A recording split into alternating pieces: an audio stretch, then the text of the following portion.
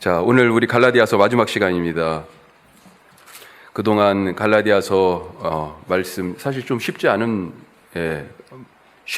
않게 느껴지는 그런 말씀일 수 있어요. 일목요연하게 딱딱딱 이렇게 정리되었다라고 하기에도 조금 어렵게 느껴지는 그런 부분이고, 용어도 그렇고. 그런데 여기까지 오신 여러분들 참 수고 많으셨어요. 자, 갈라디아서를 지금 마치면서 잠깐 리뷰를 해봐야 될 것 같아요. 요약, 정리. 그리고 그 정리의 끝에 오늘 6장으로 마무리를 해야 되겠습니다. 자, 바울이 1차, 2차, 3차 전도 여행을 갔어요. 안디옥 교회, 시리아의 안디옥 교회를 모교회 삼아서, 거기를 베이스 캠프 삼아서 선교 여행을 3차례 갔는데, 처음에는 바나바하고 갔습니다. 그런데 이 1차 전도 여행 때 지금의 터키 중부 지역 정도, 거기가 갈라디아 지역인데 거기까지 돌아서 복음을 전하고 왔습니다. 자, 그러니까 갈라디아 지역에 교회가 세워진 것은 물론 다른 사람들도 갔을 가능성이 있어요. 하지만 사도행전 성경의 기록으로 봤을 때는 바울이 갈라디아 교회 태동에 지대한 영향을 끼쳤을 것이다, 그렇게 생각될 수 있어요. 자, 그렇게 복음을 전하고 교회가 세워졌는데, 바울이 떠난 후에 이제 누군가가 그 교회를 계속해서 목회를 해야 되는데 그러지 못하잖아요, 초대교회 때는. 특별히 그래서 복음을 조금 더 잘 아는 사람들이 돌아다니면서 말씀을 가르치고 했습니다. 이걸 순회 전도자 이렇게 보통 얘기해요.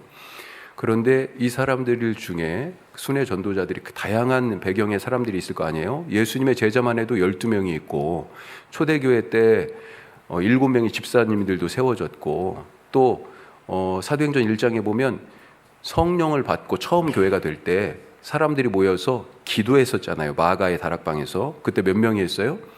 120명이라고 돼 있잖아요. 그리고 예수님이 제자들을 부르시고 또 보내시기도 하셨는데, 복음서에 보면 제자 그룹이 다양한 층위가 있어요. 예를 들면 베드로와 야고보와 요한, 특별히 3명을 아주 귀하게 따로 데리고 다니신 적이 있어요. 그런데 그것에 확대된 판이 12명의 제자라고 볼 수 있겠죠. 그 다음에 또 어떤 때는 70명의 제자를 둘씩 짝지어서 마을로 보내시기도 했고, 그 다음에 사도행전에 120명 나왔잖아요. 그렇죠. 이 제자들의 층위가 좀 다양하게 보인다. 특별히 이 제자들 얘기할 땐 주로 남자들을 얘기했는데, 성경에서는 여성 제자들도 사실은 상당히 많이, 숫자에는 안 들어갔을지 모르겠지만 그런 사람들이 있었다. 그러니까 초대교회, 그러니까 처음 교회, 예루살렘 교회 안에 복음을 전할 만한 사람들이 사실 상당히 많이 있었다. 이 사람들이 그렇게 곳곳으로 다니면서 복음은 이런 거예요 라고 가르쳤을 가능성이 있어요. 자, 그런 것들을 염두에 두고, 누군지는 정확히 모르지만 이 순회 전도자들 중에 어떤 사람들이 이 갈라디아 지역에 세워진 교회들에 와서 복음의 말씀을 또 가르쳤어요. 그런데 바울이 전한 것과 다른 내용이네요. 다른 복음을 가르쳤습니다. 아마도 그들이 전한 복음의 내용으로 봐서 이 사람들은 유대인이었을 거고, 그렇지만 그리스도인으로 개종한 처음 교회의 사람들이었을 가능성이 있는데, 그래서 쉽게 얘기하면 유대인 신자들이었을 거다, 이렇게 생각할 수 있습니다. 자, 이들이 전한 다른 복음은 무엇이냐?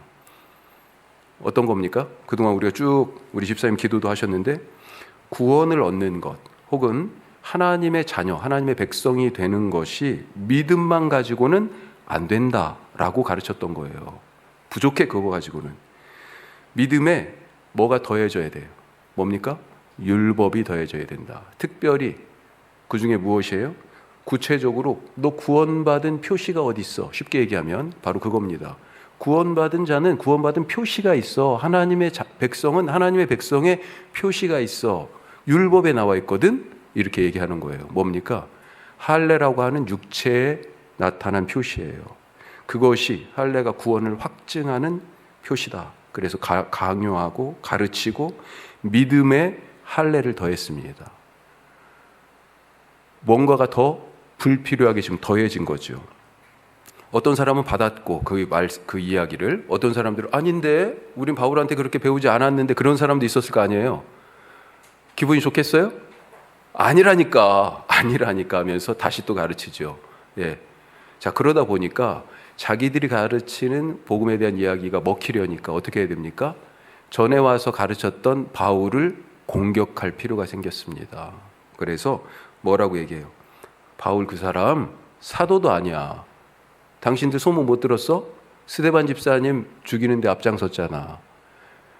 예루살렘에 있는 성도들을 얼마나 많이 핍박하고 옥에 던졌는데, 다메섹에 그때도 예수 믿는 사람들 잡으러 갔던 길이었어.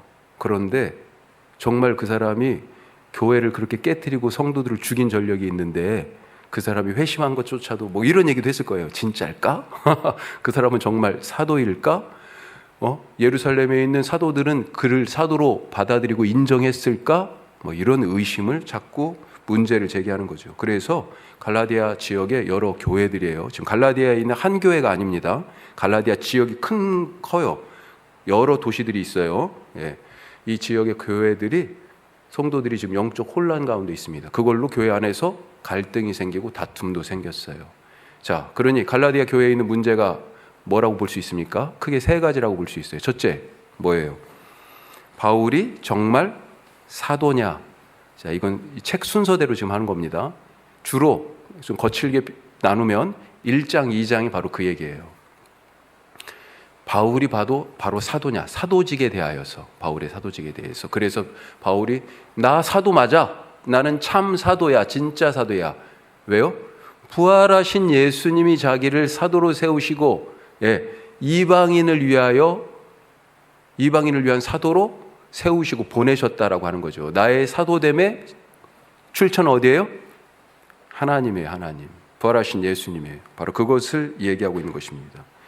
그러면서 더불어서 도중에 이제 보면 당신들한테 와서 다른 복음을 가르친 사람들, 그들이 바로 가짜 사도야, 거짓 교사야, 잘못된 복음 전도자야 라고 얘기하고 그들의 실체를 폭로하는 내용들이 있죠. 자, 두 번째, 또 무엇에 대해서 얘기하고 있어요? 갈라디아서는 그래서 3장, 4장 주로 복음이 뭐냐, 참 복음이 뭐냐, 결국 그거 얘기를 한 거잖아요. 그것 때문에 바울의 사도님도 공격한 거죠. 자, 그래서 바울은 또 뭐라고 그래요? 나의 복음은 똑같이요. 하나님께서 주신 계시로 말미암은 것이다. 부활하신 예수님이 주신 계시에 근거한 것이다. 심지어는 그 계시가 너무 유니크하기 때문에 내가 부활하신 예수님을 만나고 나서도 바로 예루살렘에 가서 사도들하고 그거에 대하여 얘기하지도 않았다. 왜? 예수님이 직접 주신 건데 뭘. 그렇게까지 얘기하는 거죠. 자, 그게 3장, 4장의 얘기라고 볼 수 있겠고, 5장, 6장은 뭐예요? 자, 그것으로 인한 교회 안에서의 갈등, 성도들끼리 서로 물어뜯어요. 비난해요. 공동체가 와해되고 깨질 위기가 생겼어요. 그렇죠?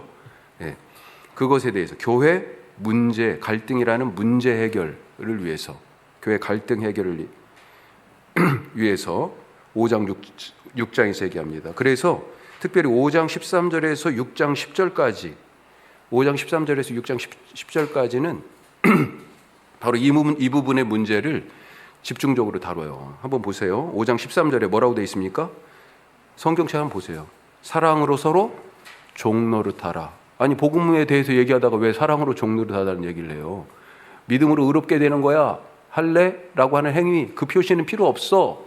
막 이런 얘기 하다가 사랑으로 종노릇하랍니다. 15절, 5장 15절 같이 한번 읽어보겠습니다. 5장 15절.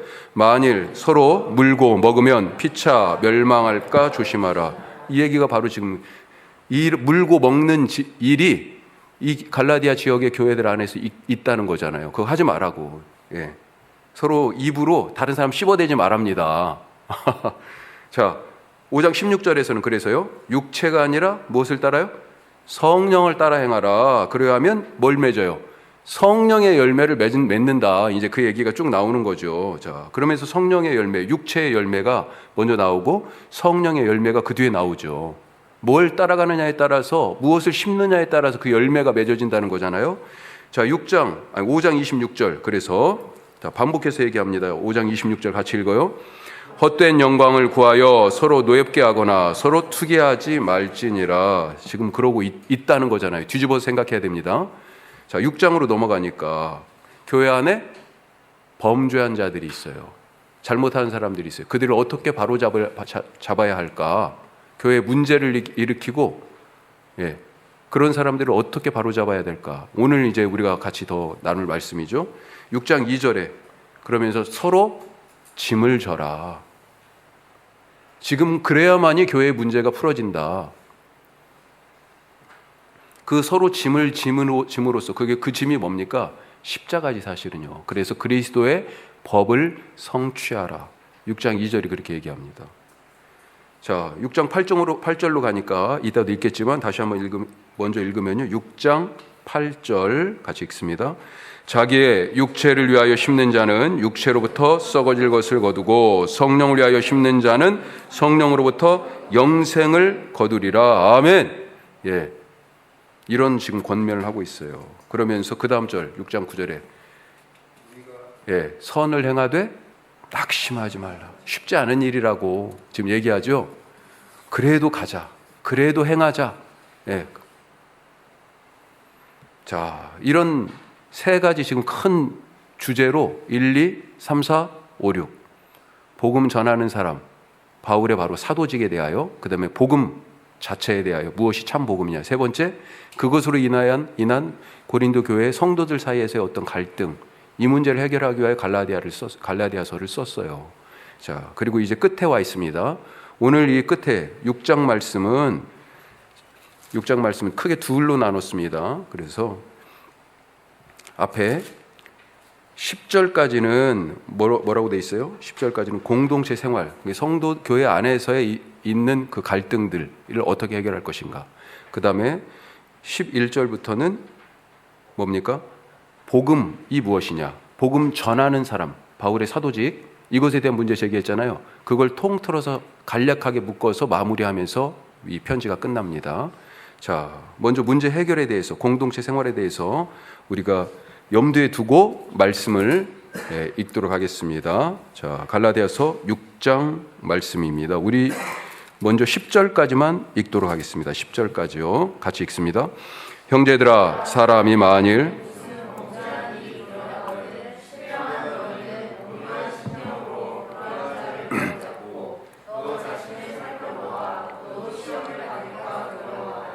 너희가 짐을 서로 지라. 그리하여 그리스도의 법을 성취하라. 만일 누가 아무것도 되지 못하고 된 줄로 생각하면 스스로 속임이라. 각각 자기의 일을 살피라. 그리하면 자랑할 것이 자기에게는 있어도 남에게는 있지 아니하리니 각각 자기의 짐을 질 것이라. 가르침을 받는 자는 말씀을 가르치는 자와 모든 좋은 것을 함께하라.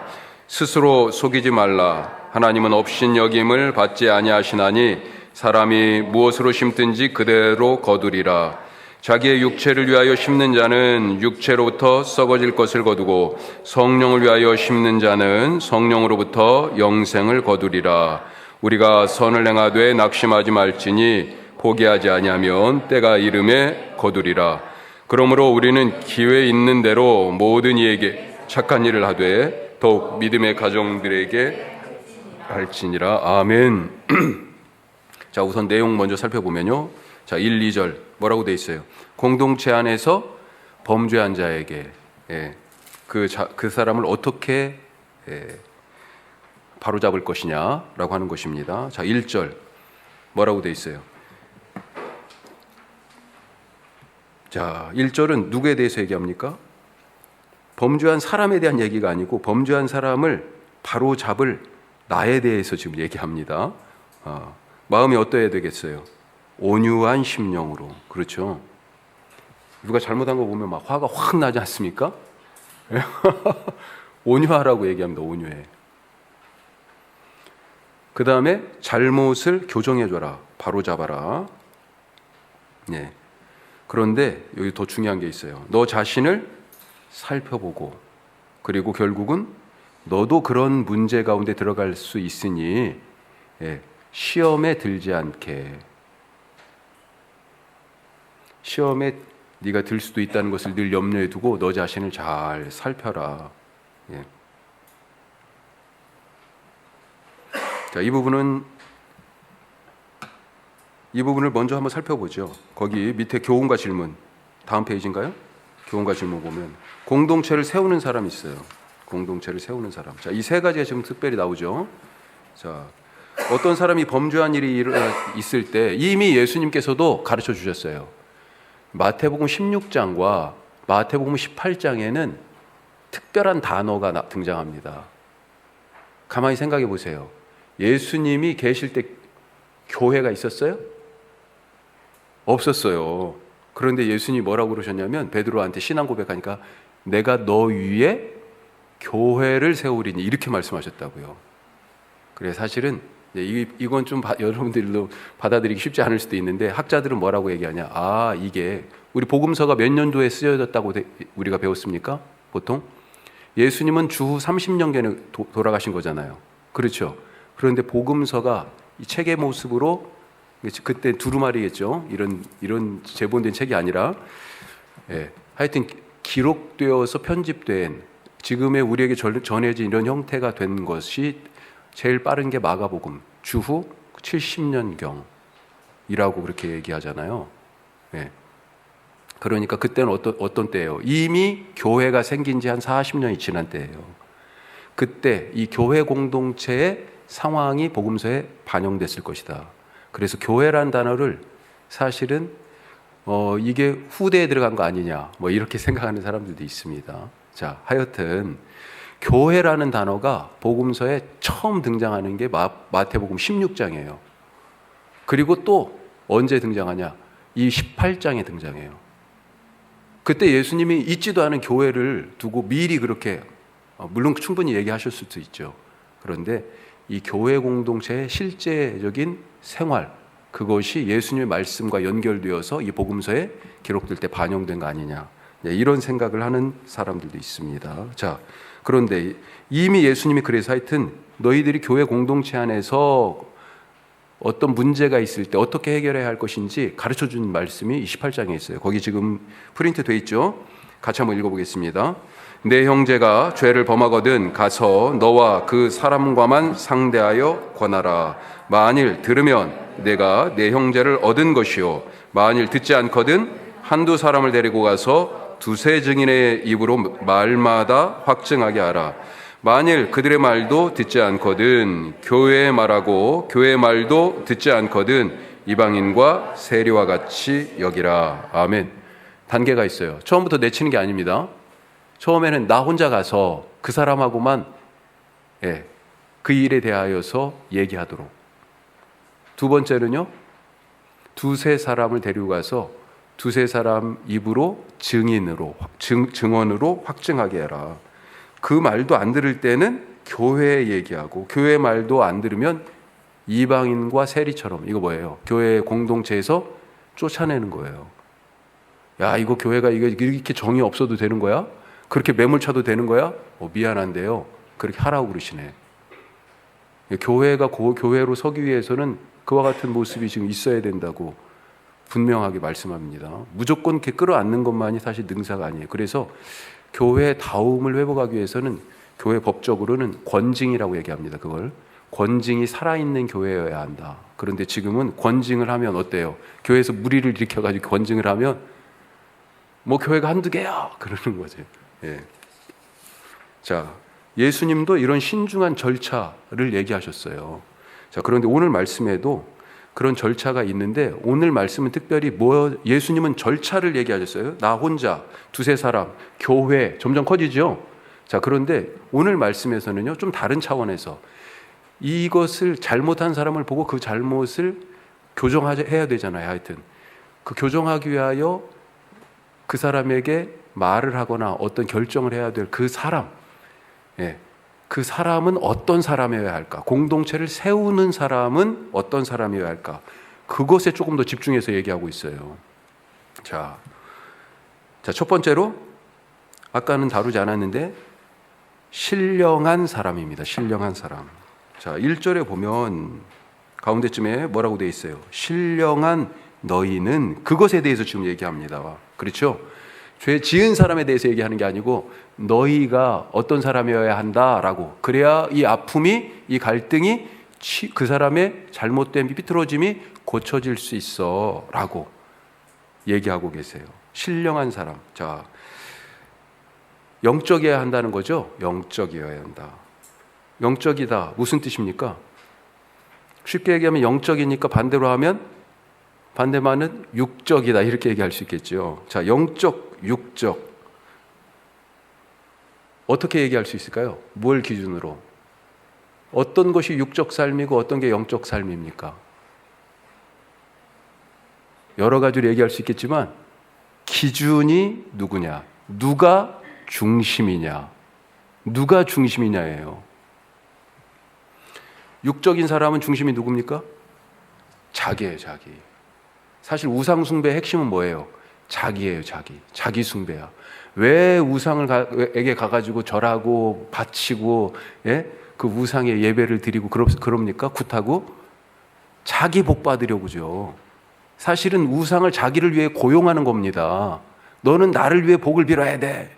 결국은 자기가 그 우상보다 더 중요한 거죠. 예, 자기 중심입니다. 그래서 자기 지식, 자기 경험이 최고예요. 일이든지 관계든지 뭐 전부 다 자기 중심이에요. 예. 맞고 틀림과 옳고 그름의 기준이 누구예요? 자기예요, 자기. 예. 따라서 무언가를 결정하고 선택하는 데 있어서 주도권을 누가 가져야 됩니까? 자기가 가져야 돼요. 다른 사람이 결정하면 싫어요. 예? 이런 사람이 육적인 사람이에요. 육적인 사람. 영적인 사람은요? 영적인 사람은 하나님 중심이잖아요. 그렇죠? 야, 이거 좀 너무 근데 하나님 중심 너무 뜬구름 잡는 얘기 같지 않아요? 어떻게 할 수 있을까요?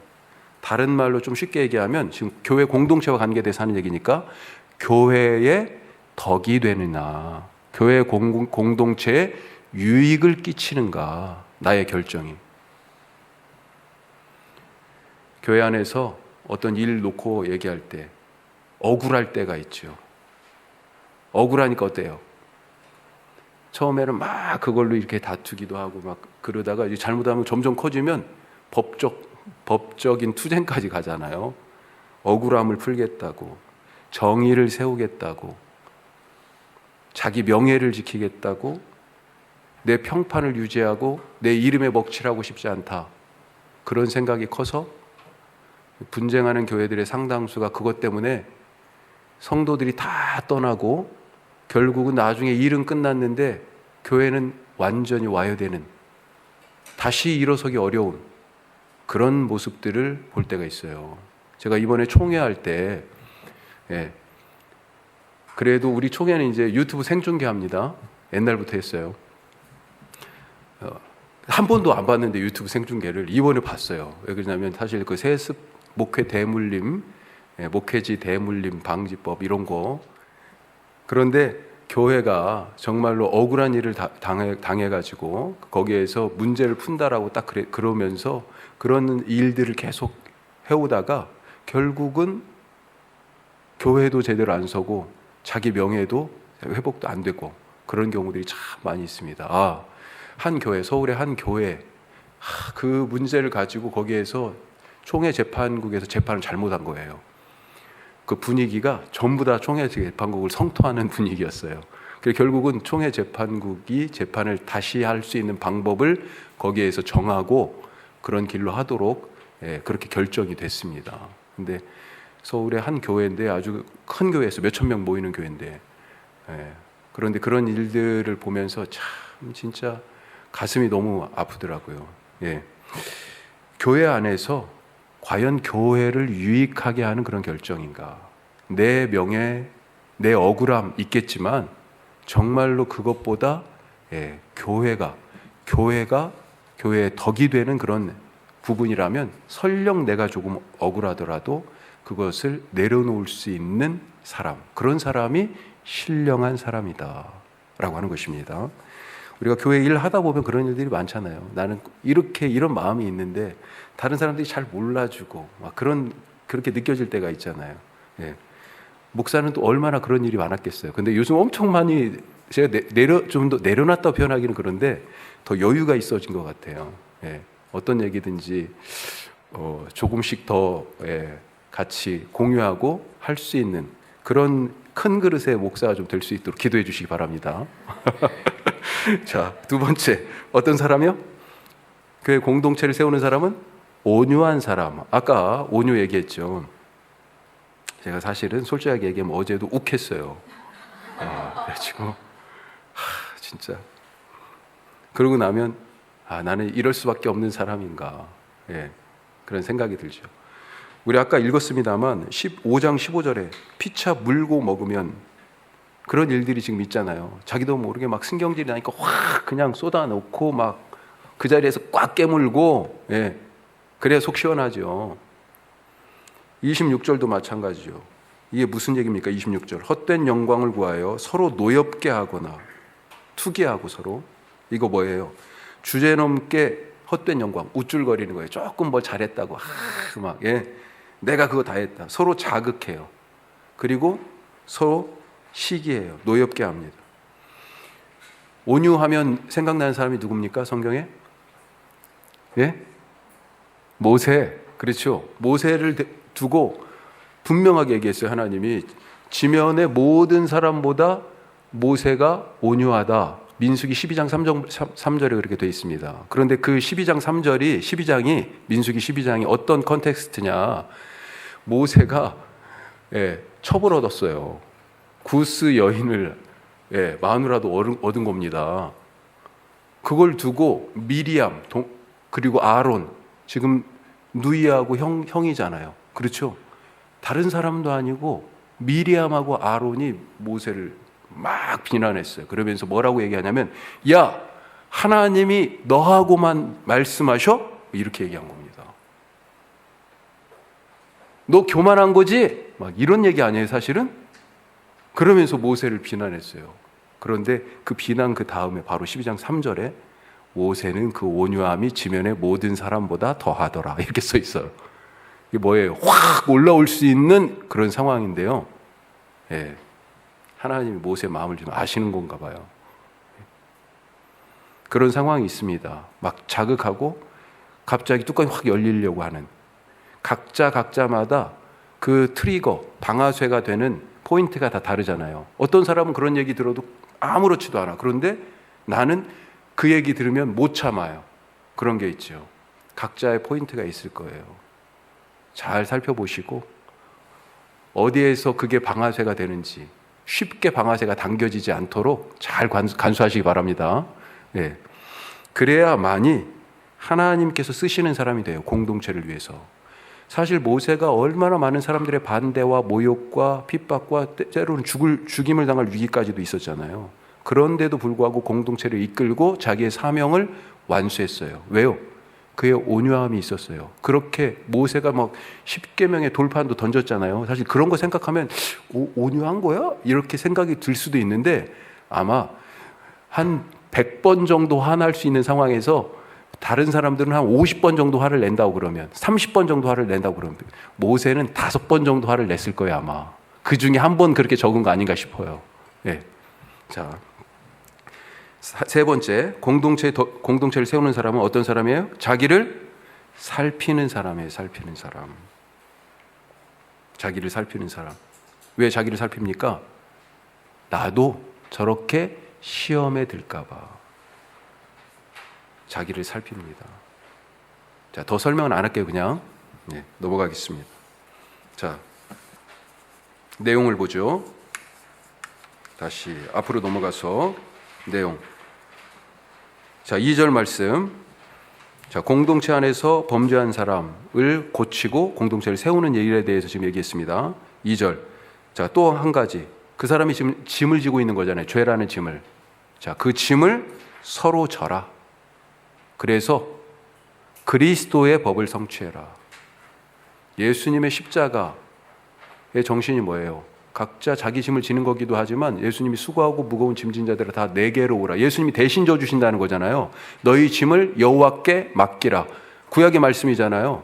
누군가의 짐을 내가 대신 져줄 수 있는, 우리 남자들 같은 경우 군대 갔을 때 행군할 때 옆에 있는 친구 지금 못 걸어. 그 군장을 내가 대신 짊어지고 가는 거죠. 그 사람 짐까지. 예, 같이 걸어가야 되니까. 자, 3절에서 5절. 3절에서 5절은 자기 일을 살피라. 제가 그렇게 크게 잡아봤습니다. 자, 3절에서 5절 말씀. 성경과 같이 노트를 보면서, 자, 3절은 뭘 얘기합니까? 자, 크게 얘기하면 이게 뭐예요? 3절이 누가 아무것도 되지 못했는데 된 줄로 생각했다. 야, 그거 양심도 없는 거야. 스스로 속이니까. 그 얘기입니다. 누구를 향해서 하는 얘기예요? 거짓 교사들, 그리고 거짓 교사의 가르침을 따르는 사람들. 사실은 잘못 알고 있는데 아는 것처럼 지금 행동하는 거죠. 예. 그렇게 행동하면 안 되는데 그 행동이 바른 것처럼 행하는 거죠. 아무것도 되지도 않았는데 된 줄로 알고 있다는 거예요, 지금. 그런 자들에 대한 거짓 교훈을 따르는 자들에 대한 경고, 거짓 교훈을 따르는 자들에 대한 경고. 자, 그러면서 너희는 어떻게 하라고요? 자기를 살펴라. 예. 4절 말씀이 조금 이해가 안 갈 수도 있어요. 자, 4절 말씀 한번 우선 읽어보면 이렇게 돼 있죠. 자, 그래서 각각 자기의 일을 살펴라. 그리하면 자랑할 것이 자기에게는 있어도 남에게는 있지 아니하리니. 자, 이게 무슨 말일까요? 그것을 지금 노트에 좀 풀어 써놓은 겁니다. 뭐라고요? 자기를 살피라. 남과 비교하지 않고도 자기가 한 일을 자랑스럽게 여길 수 있다. 예. 자, 이 4절은 현대인의 성경에서 가져온 번역이에요. 예, 노트에 있는 4절은 남과 비교하지 않고도 자기의 일을 자랑스럽게 여길 수 있다. 자, 그러면서 6절에 가르치는 자와 모든 좋은 것을 함께하라. 자, 지금 크게 5단락으로 나눴습니다. 1, 2절, 3, 4, 5절, 그 다음에 6절. 예. 자, 그 다음에 7절, 8절은 이건 제가 그냥 붙인 얘기인데 눈 가리고 아웅하지 마라. 예. 눈 가리고 아웅하지. 이게 무슨 얘기예요? 그 내용이 지금 그겁니다. 야, 콩을 심었으면 콩나기를 바라야지. 너 여기에다가 팥을 심어놓고 콩나기를 지금 바라고 있는 거야? 이런 얘기예요. 응? 육체를 위하여 심어놓고 영생을 바라는 거야? 이런 거죠. 예. 너 이익을 위하여 그 일을 해놓고 교회가 잘 되기를 바라는 거야? 이런 거예요. 자, 7절 말씀 뭡니까? 7절 말씀은 여기도 또 스스로 속이지 말라고 그러네요. 야, 솔직해져 봐. 그런 얘기죠.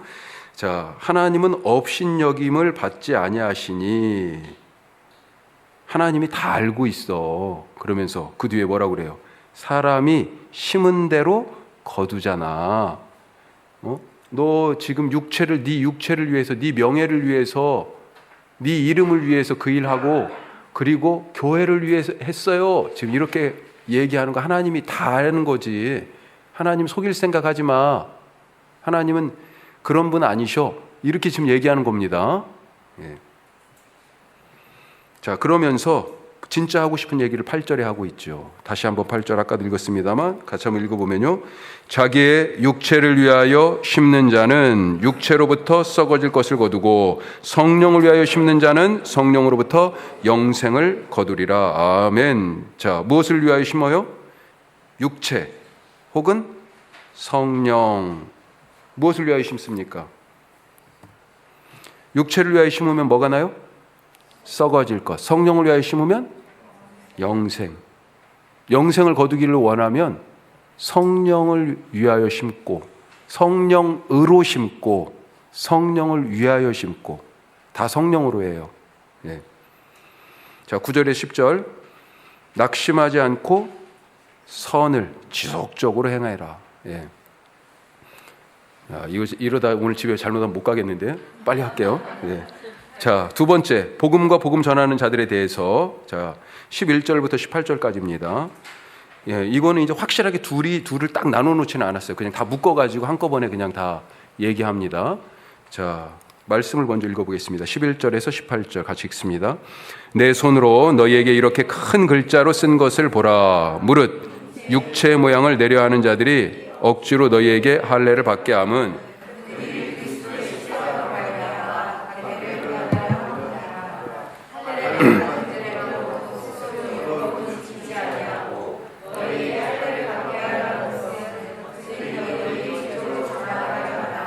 그러나 내게는 우리 주 예수 그리스도의 십자가 외에 결코 자랑할 것이 없으니 그리스도로 말미암아 세상이 나를 대하여 십자가에 못 박히고 내가 또한 세상을 대하여 그러하니라.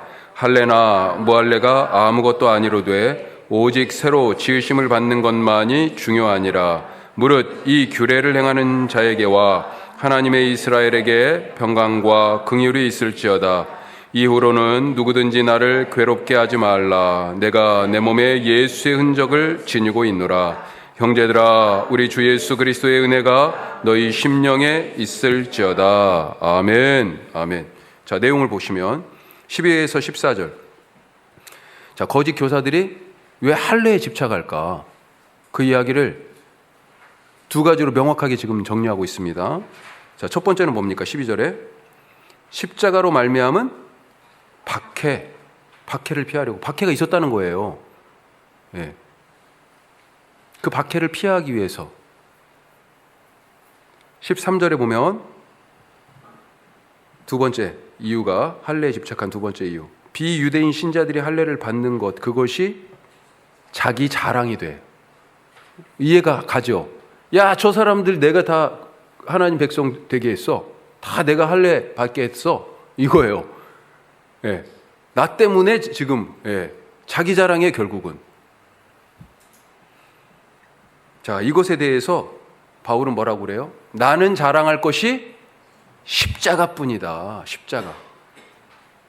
왜요? 세상에 대해서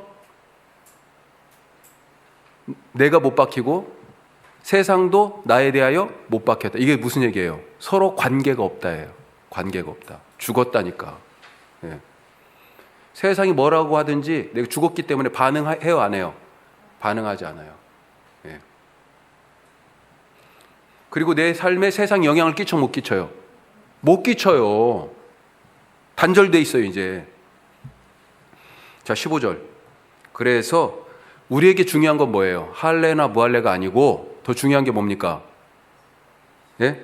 새로 지음 받는 것이 중요해요. 그런데 제가 앞에 가로 써놨죠. 무엇을 통해서? 무엇을 따라? 성령을 따라.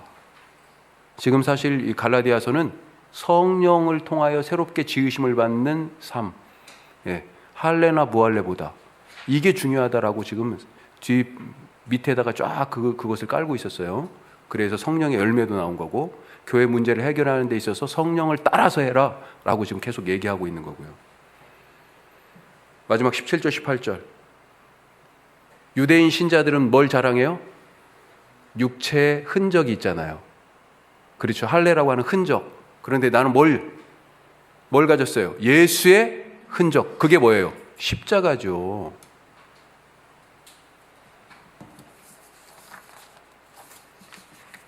자, 방금 우리가 이미 살펴봤습니다만, 자, 마지막 뒤로 넘어가서 2번. 거짓 교사들은 왜 할례에 집착했나? 아까 살펴봤죠? 두 가지로. 첫째, 박해를 피하려는 얄팍한 술수다.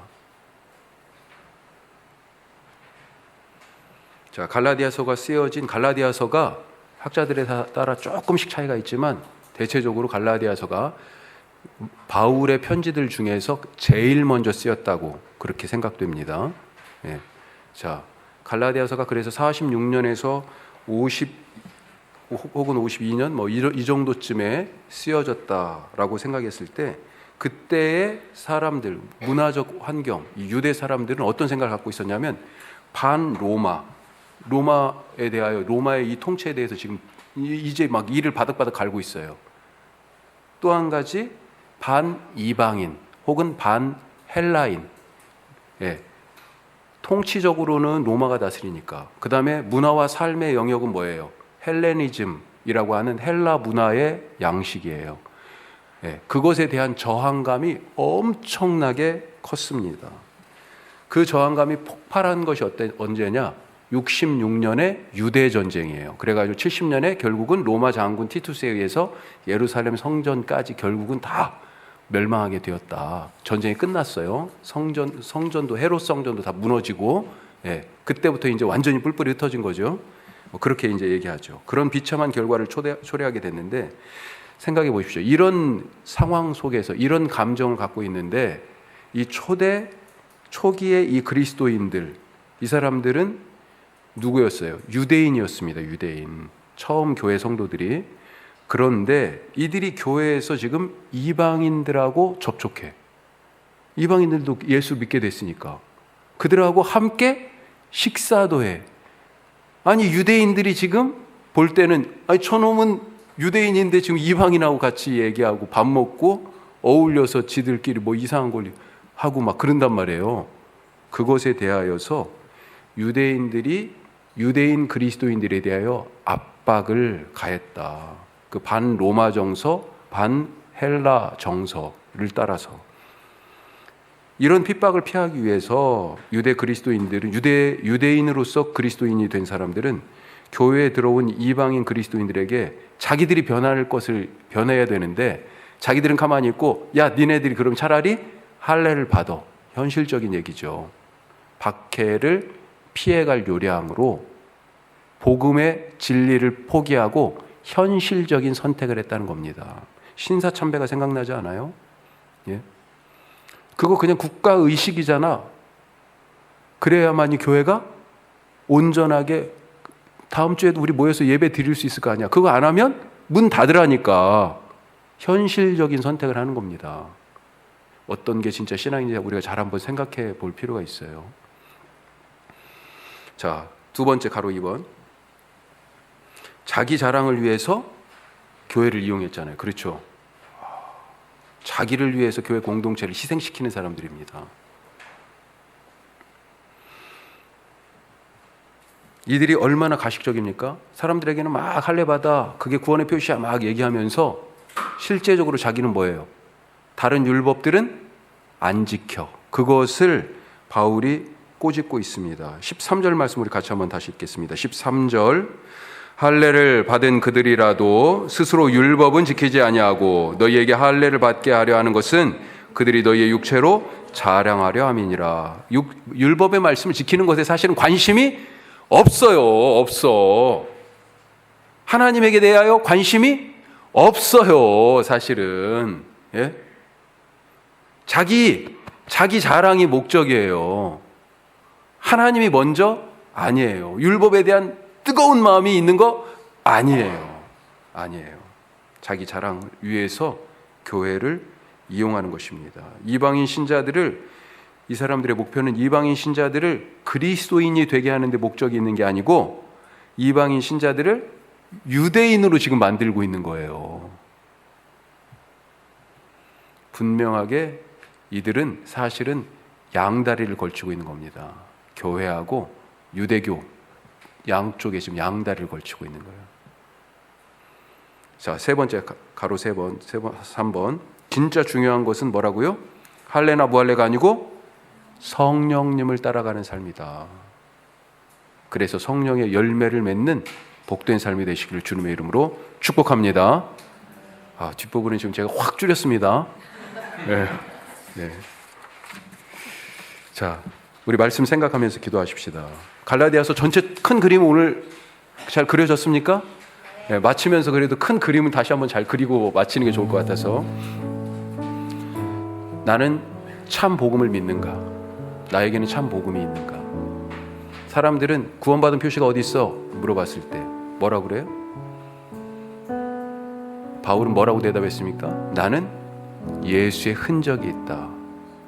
사람들은 내가 저 사람 구원받겠어. 내가 저 사람 나 때문에 할례 받았어. 막 이럴 때 뭘 자랑했습니까? 나는 십자가만 과연 자랑합니까?